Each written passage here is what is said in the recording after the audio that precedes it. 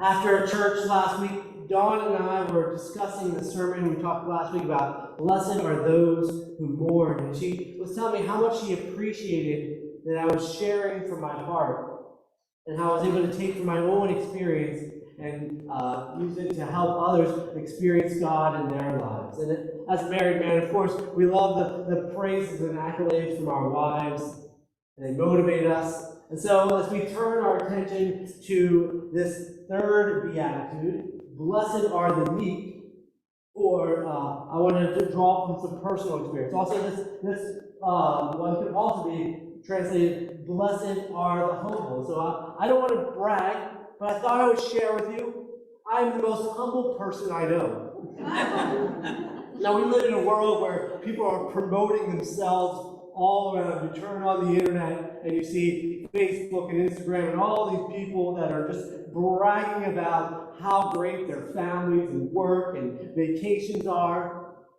It's an epidemic of monumental proportion, everyone boasting about themselves. But I look around and I see these people who are trying to brag about themselves, and I feel sorry because they can never live up to me.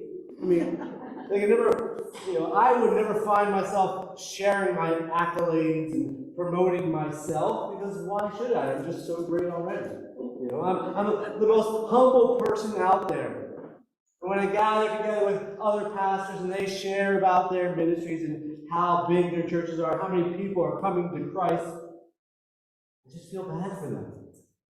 Because they're just not as spiritually humble as I am. Sit back and I just smile.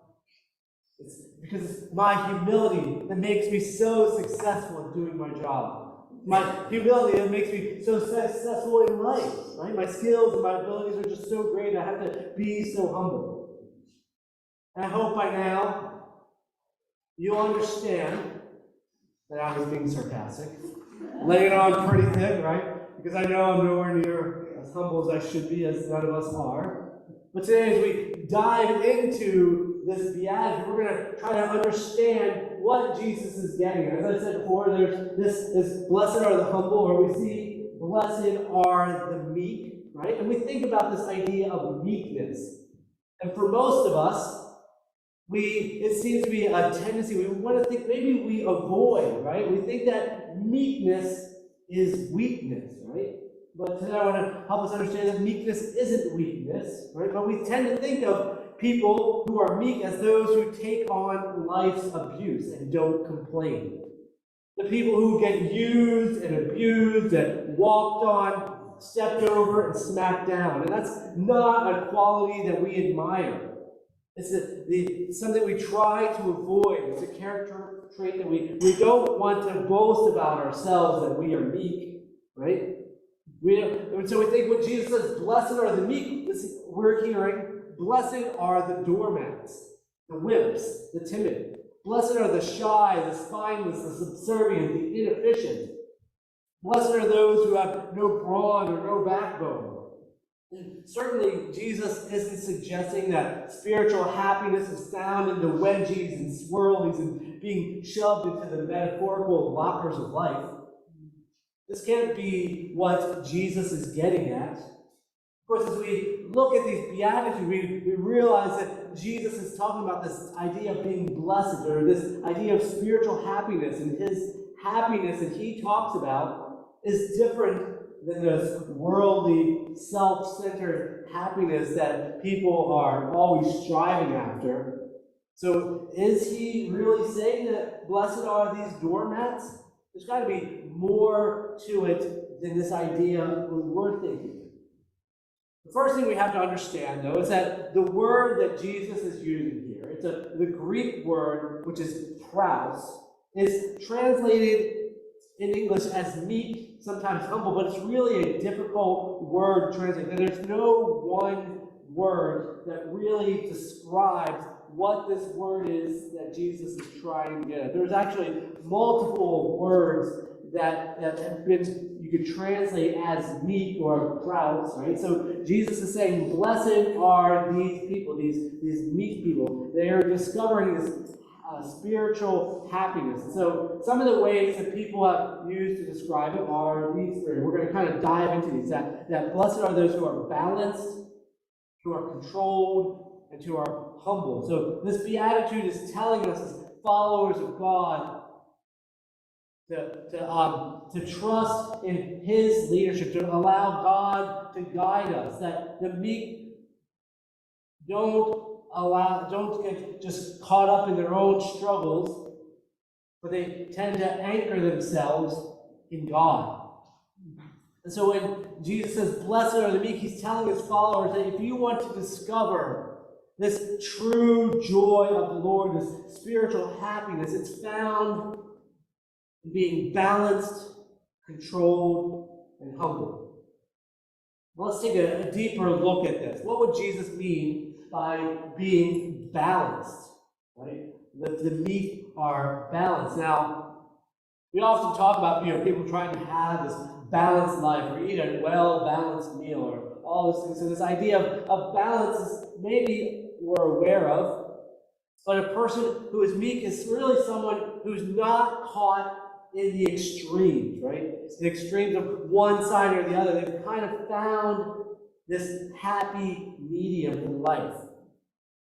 One example people gave as I was looking through this is the way in which people spend money. There are some people who will haphazardly just spend money on whatever they want, right? They just go out, and then there are those people who are penny-pinching misers, right? But Jesus is saying that happiness is not found in selfishly spending or selfishly hoarding. That a meek person, a balanced person, finds this generosity of spirit that somehow exists between those two, knowing when to save and when to give. Another example people used was this idea of anger. A meek person is not someone who just gets angry at anything, at any time, right? But also a meek person is not someone who never gets angry.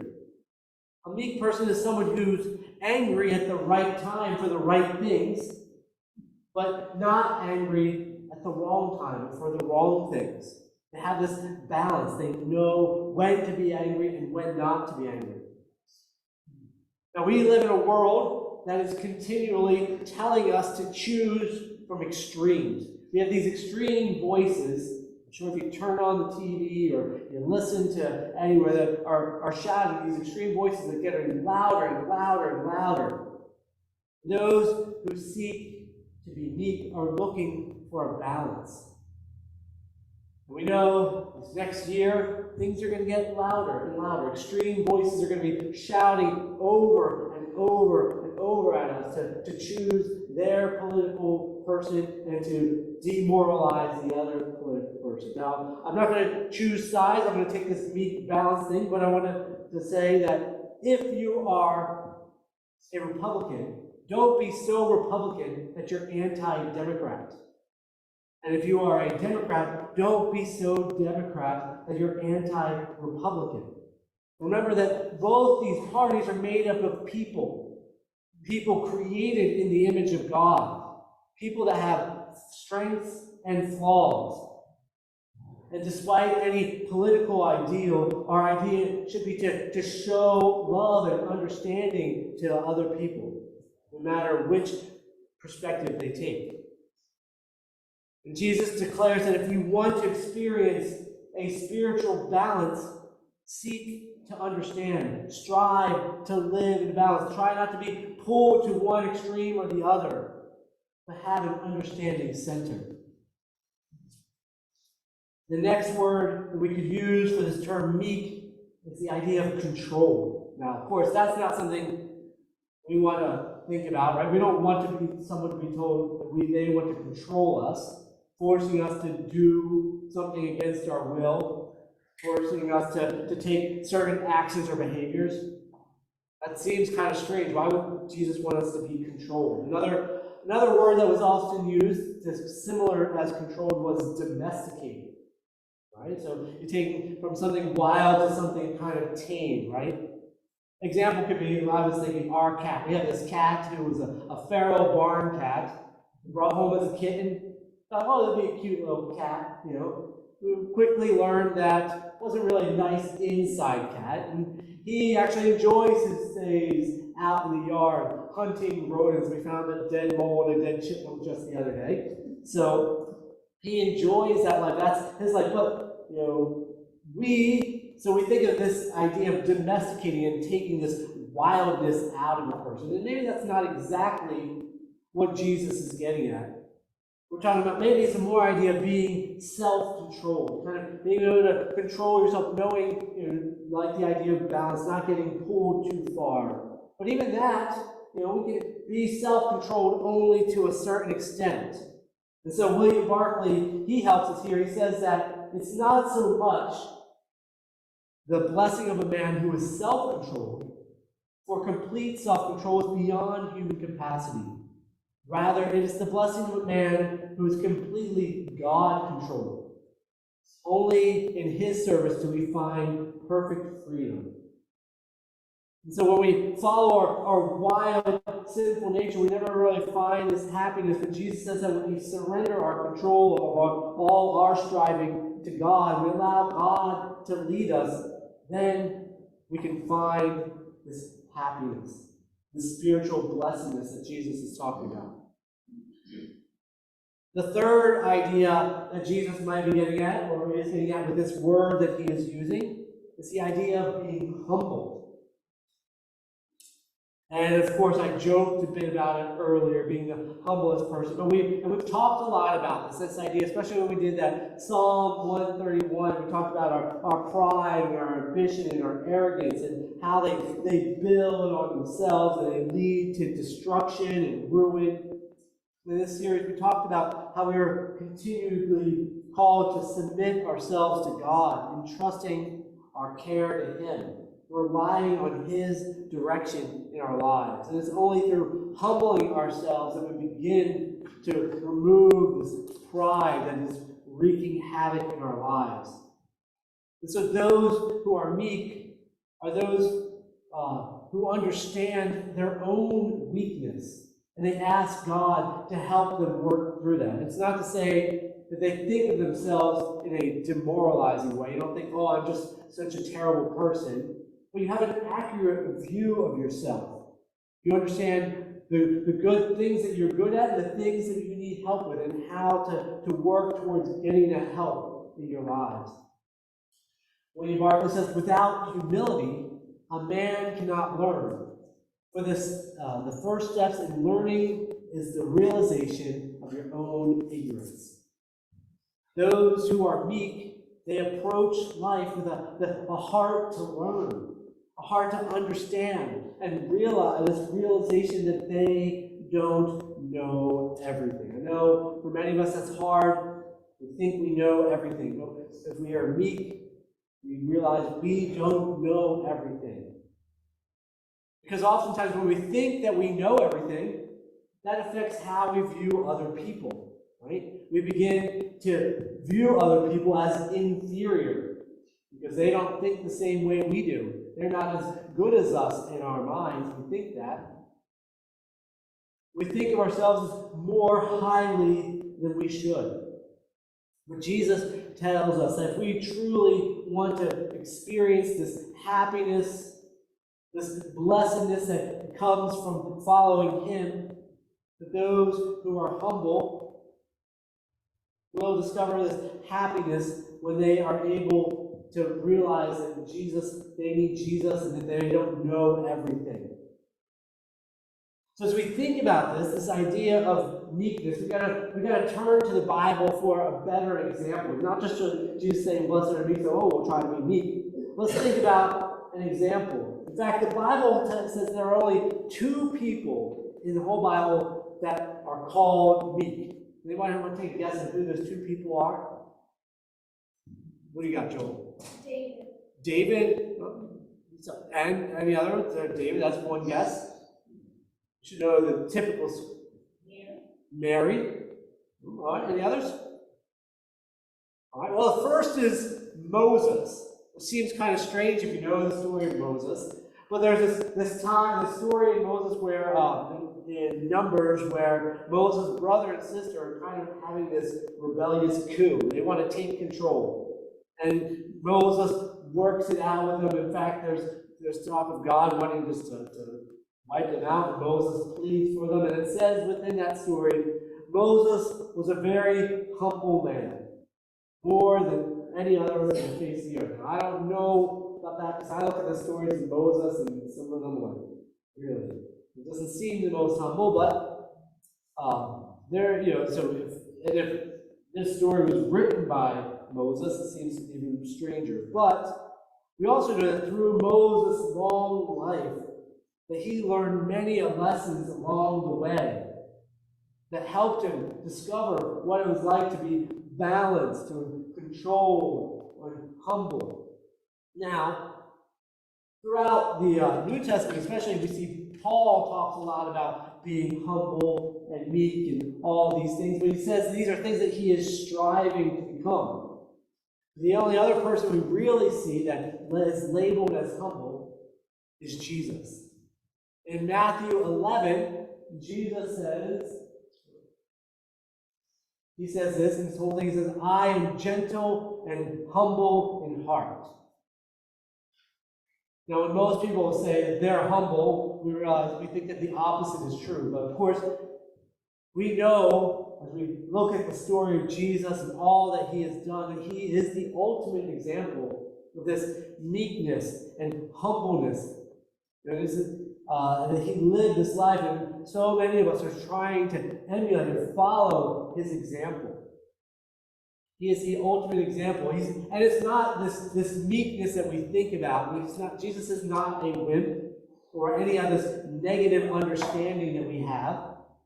But he humbled himself. He took on humility and he became one of us. He lived and laughed and loved just like all of us. And he showed us what it means to be blessed by God, to experience that spiritual happiness. He lived as an example, and he lived out the Beatitudes for us, right? He showed us through his life what it meant to be poor in spirit, and to be one who mourns, and to be meek, and to crave righteousness, and to extend mercy, and to be pure in heart, and to make peace. And then he took on our punishment, our persecution that was really should be for us, and he took that on himself so that we could live this balanced life, that we can have a controlled and humble life.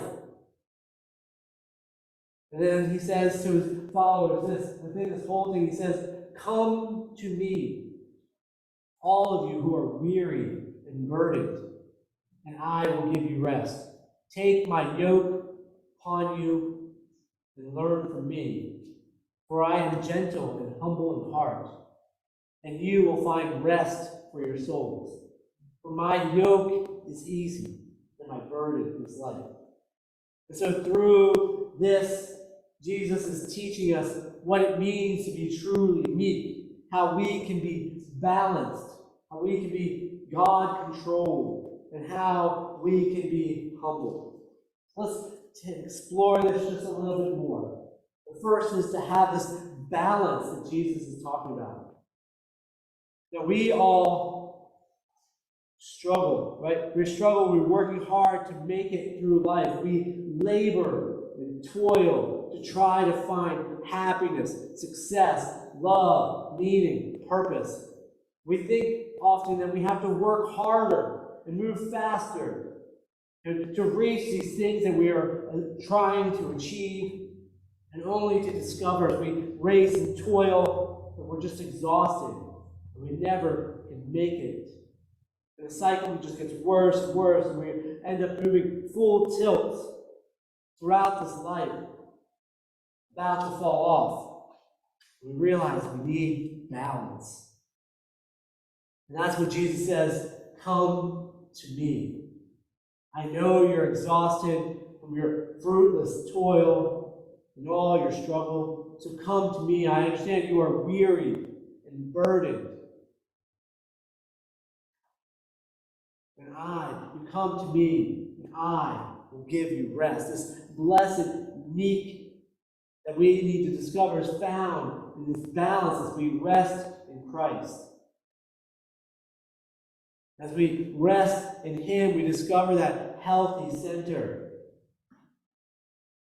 We discover that being controlled through control by taking on what Jesus says, the yoke. He says if we want to discover this idea of being controlled or God controlled, that we should take, Jesus says, take my yoke upon you. Now, what does Jesus mean by that? Now, I have to admit, I don't know much about yokes except for, from the Bible, studying a little bit. I would think of, eggs. Like, I like my eggs over easy. Like a nice runny yolk. But that's not what Jesus is getting at. The first century, the people that Jesus was talking to, they lived in a farming communities. They understood beasts of burdens and how bulls and oxen were put on yokes and helped plow the field. And that when it came time to train a new animal, you would connect these two animals with an older animal with a younger animal. So this older, stronger, more experienced beast of burden would kind of move along and help the younger animal discover what it means to be a beast of burden. And this then became a commonly used metaphor in that time for people who were something that a person was joined or obligated to do. And sometimes people would use it as to describe a burden, like, I have to do this, I'm yoked to do this. Right? Like, I'm yoked to my job, I have to keep going to my job. And so the thing that becomes overwhelming and unbalanced. But Jesus, as Jesus likes to do, he flips things upside down, and he suggests that you come to him, that he will come and be yoked to him, right? And allow him to take control, to lead you, to show you, to guide you through life, to empower you to be who you were created to be. So by yoking ourselves, by allowing us to be controlled by Jesus, to him to take the lead, we discover this balanced life. We discover that he is able to guide us and control us, and we can learn from him. And as we learn, but the best thing we need to do as we learn is to be humble.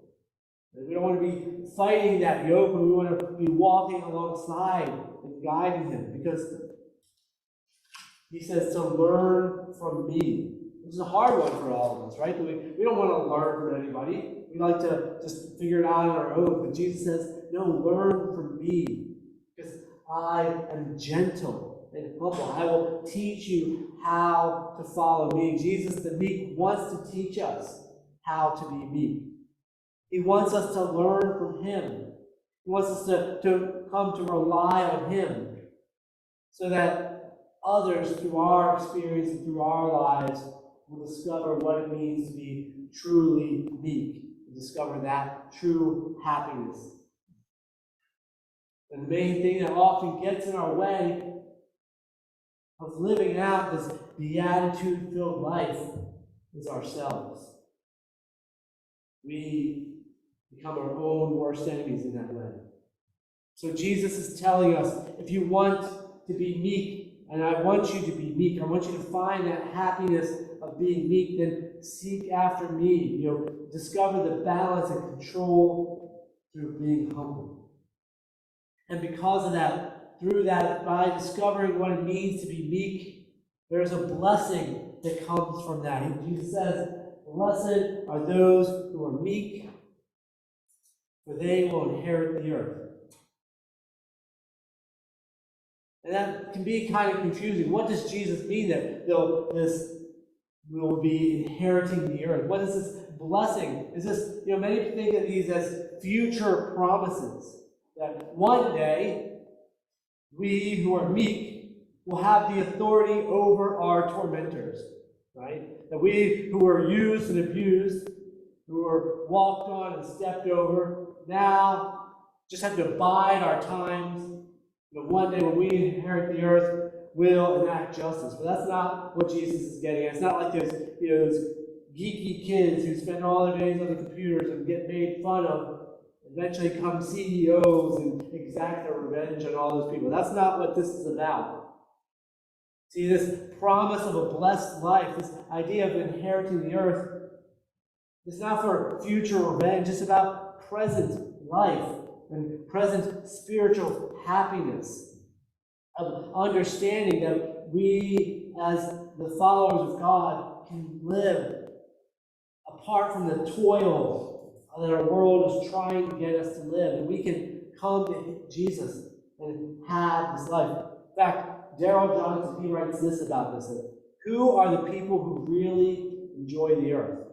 Is it those who grab and push and demand? No, they're too busy pushing, and grabbing, and demanding to enjoy. What will they get by all this grabbing and pushing and demanding? Those, though, who live delighting in God and delighting in God's great plan are free to smell the roses along the way. So they're not caught in all that. There's a freedom of being meek to enjoy life, enjoy the life that God has for us. We're not get caught in the pushing and the pulling and the fruitless toil of our selfish happiness. We will be able to enjoy life here on earth in the way that God wants us to. Those who discover this balanced life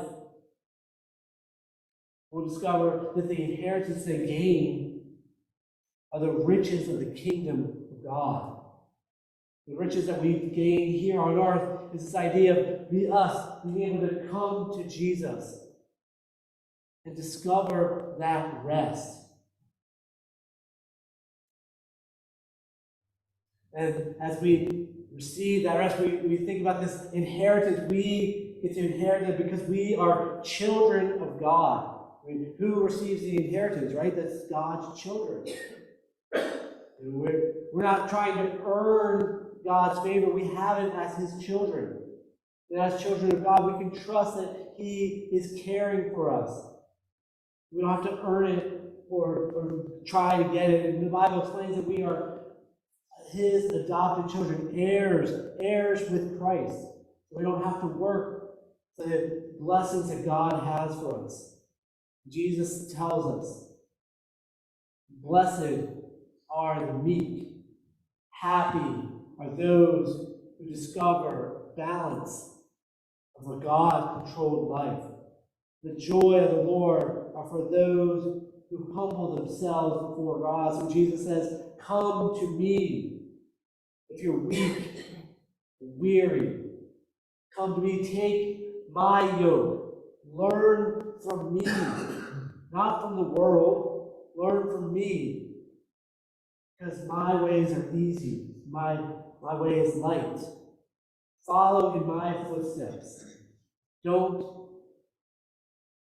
seek after your own struggling, but come to me, not in weakness, but in meekness. Because it's in meekness and through Jesus that we are strong. Amen.